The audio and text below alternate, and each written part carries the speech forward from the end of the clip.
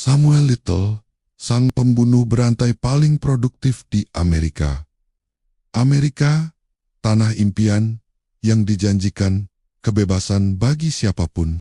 Namun, di balik gemerlap lampu kota, di lorong-lorong gelap yang sunyi, ada sosok yang berjalan tanpa suara, mengambil nyawa satu persatu, lalu lenyap di balik malam. Namanya Samuel Little. Seorang pria kulit hitam bertubuh besar yang selama puluhan tahun hidup seperti hantu. Polisi pun tak pernah menduga di balik sosoknya yang tampak biasa. Tersembunyi, daftar kematian terpanjang dalam sejarah kriminal Amerika. Inilah lembaran hitam yang nyaris tak terungkap. Inilah Samuel Little, sang pembunuh berantai paling produktif di Amerika Serikat. Samuel lahir pada 7 Juni tahun 1940 di Reynolds, Georgia. Sebuah kota kecil yang pada masa itu diliputi diskriminasi rasial dan kemiskinan akut. Ibunya, seorang wanita muda yang terpaksa menjual diri demi bertahan hidup,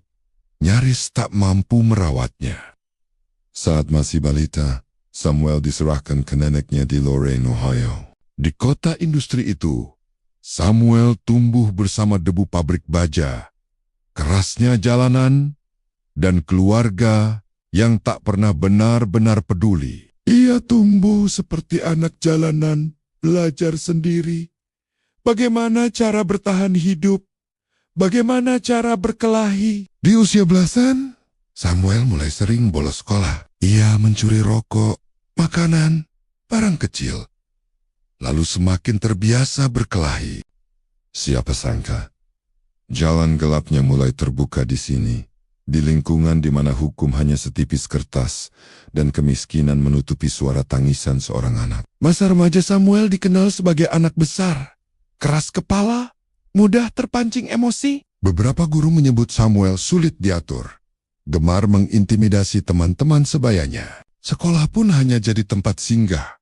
Dia lebih sering mendekam di ruang tahanan remaja. Meski demikian, fisiknya yang tinggi besar membuka satu jalan, ring tinju. Samuel sempat merasakan dentuman sarung tinju di wajah, gemuruh penonton kecil, dan mimpi menjadi atlet. Tapi mimpi itu cepat pupus. Bakat bertarungnya justru ia bawa ke jalanan, ke barbar gelap, ke gang sempit, di mana kekerasan tak lagi sekadar olahraga. Di usia 20-an, ia sudah dikenal polisi sebagai residivis kecil. Pencurian, penyerangan, mabuk. Di jalan catatan hukumnya tersebar di beberapa kota. Tapi belum ada yang tahu, monster sejati sedang tumbuh dalam diam. Pada awal dekade ke-70, di Miami, Florida, Samuel Little memutuskan melangkah lebih jauh. Seorang wanita muda yang juga seorang tunawisma yang suka menjajakan diri, duduk di kursi penumpang mobilnya. Janji uang, rayuan minuman, dan kepercayaan palsu jadi umpan. Di tengah gelapnya gang kota, Samuel mencekik korban pertamanya.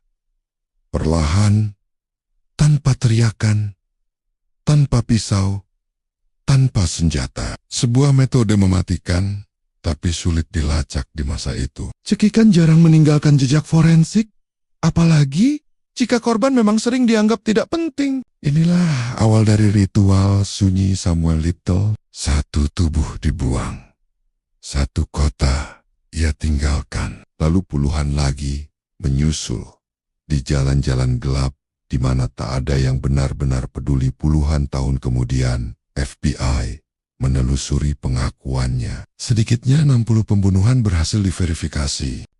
Korbannya tergeletak di Miami, Fort Myers, Jackson, Memphis, Atlanta, Houston, Odessa, San Antonio, Wichita Falls, Cincinnati, Cleveland, Lorain Kampung, halamannya sendiri. Banyak juga korban Samuel ditemukan di Los Angeles, San Bernardino, Pasadena, Las Vegas, hingga Little Rock, Pine Bluff, Samuel melakukannya di mana saja, kapan saja.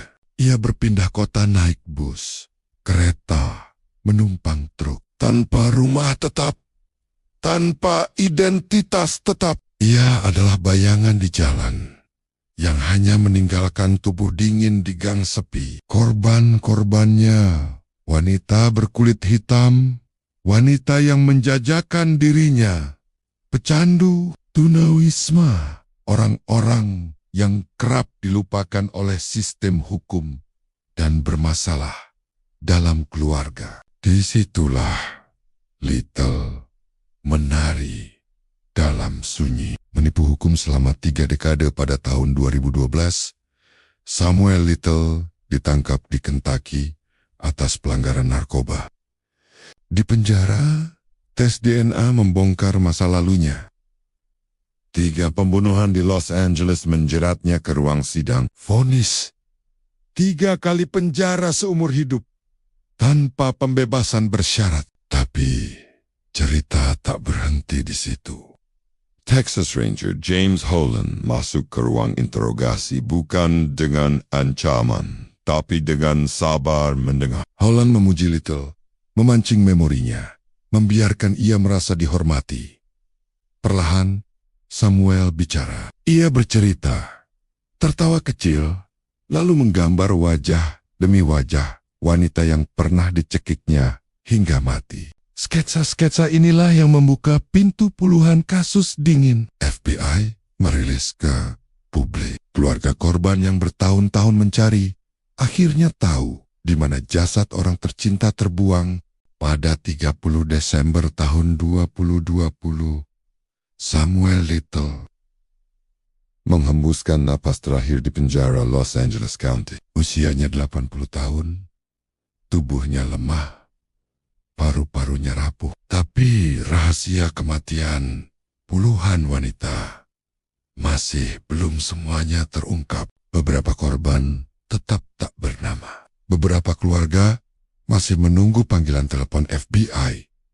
Hingga kini, sketsa-sketsa Little beredar, menunggu satu pasang mata yang mengenali. Sebab, bagi para korban, nama adalah satu-satunya tanda bahwa mereka pernah ada. Kasus ini mengajarkan dunia.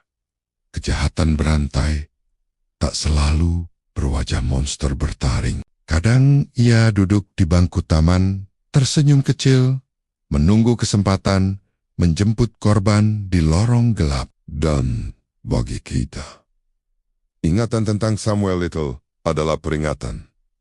Jangan pernah abaikan mereka yang hidup di pinggir jalan. Karena dalam diam, nyawa mereka bisa lenyap, dan dunia pun nyaris lupa jika kamu mengenal satu pun wajah di antara sketsa Samuel Little. Jangan diam, sebarkan, hubungi FBI, berikan satu nama, satu jawaban, satu pengakuan untuk keluarga yang masih menanti. Jangan biarkan kegelapan menang, biarkan kebenaran memulihkan mereka yang telah lama hilang dan terabaikan.